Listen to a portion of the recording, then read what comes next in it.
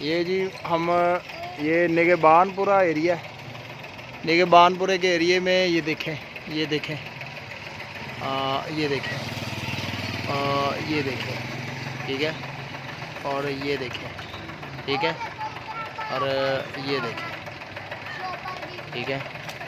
ये area check कर लें ज़रा आप। और इधर बेशुमार गुड्डियाँ, 1 2 3 नहीं है, कई गुड्डियाँ, ये देखें, ठीक है, एक नहीं है, काफ़ी सारी यहाँ पे पतंगे। ये इलाका इतना घना है, यहाँ पे पतंगे पतंगे हर तरफ आपको दिखाई देगी, ठीक है। देखें